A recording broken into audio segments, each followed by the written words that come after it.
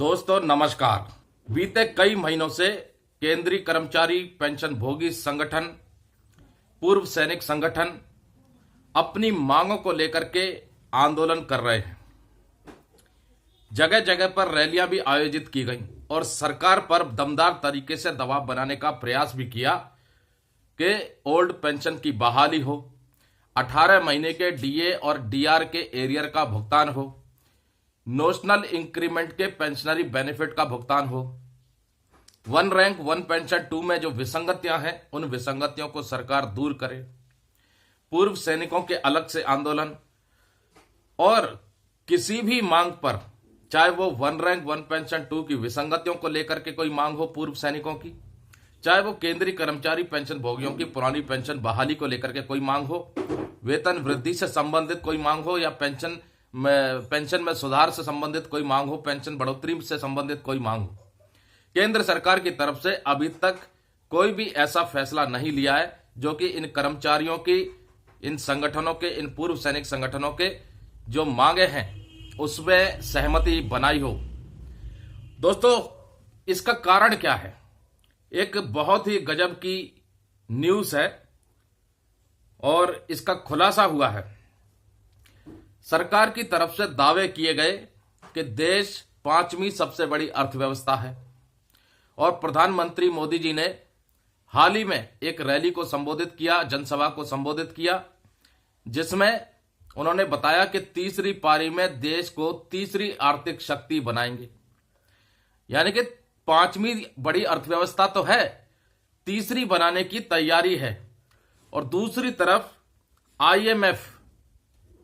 IMF ने एक अपनी रिपोर्ट दी है, चेतावनी दी है, बहुत बड़ी चेतावनी। तमाम मीडिया रिपोर्ट्स में इसके ऊपर आर्टिकल छपा है, न्यूज एजेंसियों में खबर निकल के आ रही है। भारत पर बड़ा कर्ज का बोझ, 205 लाख करोड़ पहुंचा आंकड़ा, आईएमएफ ने किया अलर्ट। पूरी खबर को विस्तार से सुनिएगा, फिर चर्चा करेंगे। बीते वित्त वर्ष की जनवरी मार्च तिमाही में कुल जो कर्ज था वो था $2.34 ट्रिलियन या करीब 200 लाख करोड़ रुपए, जो कि चालू वित्त वर्ष की सितंबर तिमाही में बढ़कर के 2.47 ट्रिलियन या 205 लाख करोड़ रुपए हो गया। देश की 5वीं सबसे बड़ी अर्थव्यवस्था के ऊपर 205 लाख करोड़ रुपए का कर्जा हो गया है। इस तरीके से देश की अर्थव्यवस्था तेजी से बढ़ रही है और यह मौजूदा सरकार के दौर में ही हुआ है। एक रिपोर्ट में जानकारी दी है कि देश का कुल कर्ज चालू वित्त वर्ष की जुलाई सितंबर तिमाही में $2.47 ट्रिलियन या 205 लाख करोड़ रुपए हो गया है। हालांकि इस बीच डॉलर की कीमत में होने वाली बढ़ोतरी का भी असर पड़ा है, जिससे कर्ज के आंकड़ों को बढ़ाने का काम किया है। देश पर कुल कर्ज में इतना हुआ इजाफा कितना हुआ? पीटीआई की एक रिपोर्ट के मुताबिक इससे पहले बीते वर्ष की जनवरी मार्च तिमाही में कुल कर्ज $2.34 ट्रिलियन या करीब 200 लाख करोड़ रुपए था। indiabonds.com के सह संस्थापक विशाल गोयनका ने भारतीय रिजर्व बैंक के आंकड़ों का हवाला देते हुए केंद्र और राज्य पर कर्ज के आंकड़े पेश किए।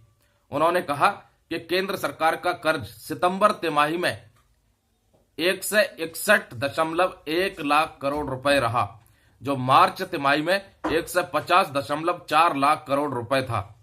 इसके साथ ही बताया कि राज्य सरकारों की कुल कर्ज में हिस्सेदारी 50.18 लाख करोड़ रुपए होती है। गौरतलब है, इस अवधि में अमेरिकी डॉलर की कीमत बढ़ने का भी असर कर्ज के इस आंकड़े पर पड़ा है।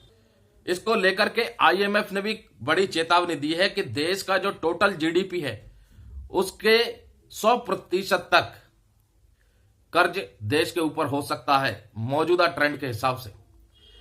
सरकार के दावे हैं मजबूत अर्थव्यवस्था के, तीसरी आर्थिक शक्ति के। दूसरी तरफ की जो तस्वीर है, देश के ऊपर जितनी टोटल जीडीपी है उतना ही कर्ज हो सकता है, ऐसा आईएमएफ ने चेताया है। और हाल फिलहाल में सितंबर तिमाही तक के जो आंकड़े आए हैं, 205 लाख करोड़ रुपए का कर्ज है भारत के ऊपर। और ये आर्टिकल छप रहे हैं, तमाम मीडिया रिपोर्ट्स आज तक पे है, एबीपी न्यूज पे है, पीटीआई के हवाले से रिपोर्ट है। इसके ऊपर मीडिया का ध्यान कितना जा रहा है? देश की जनता को क्या बताया जा रहा है?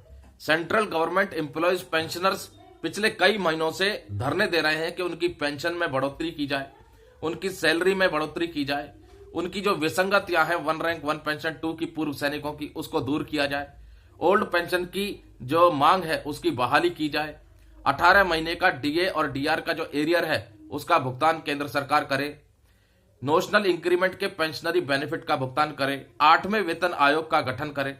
तो ये क्यों नहीं हो पा रहा है? ये इसीलिए नहीं हो पा रहा है क्योंकि सरकार जो दावे कर रही है उन दावों से परे हटकर देश की दूसरी तस्वीर भी है, और वो तस्वीर है कि देश के ऊपर 205 लाख करोड़ तक का कर्जा हो गया है। तो दोस्तों,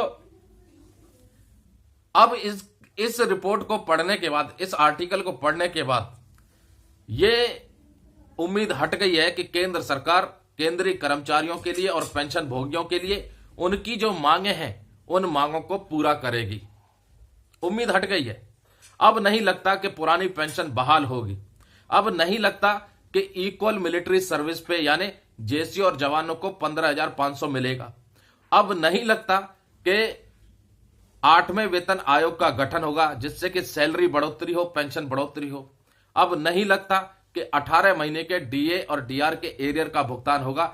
ये जितने भी मसौदे हैं, जितने भी मुद्दे हैं सेंट्रल गवर्नमेंट एम्प्लॉयज और पेंशनर्स के, उनकी मांगों को लेकर के इस रिपोर्ट को पढ़ने के बाद नहीं लगता है कि केंद्र सरकार पूरा कर पाएगी, क्योंकि 205 लाख करोड़ रुपए का कर्जा हो गया है देश के ऊपर मौजूदा भारतीय जनता पार्टी की सरकार में।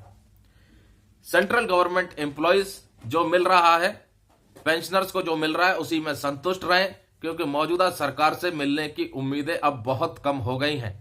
और शायद इसीलिए काफी लंबे समय से ये जो धरने दे रहे हैं, प्रदर्शन कर रहे हैं, इनको इनकी मांगें पूरी होती नहीं दिखाई दी।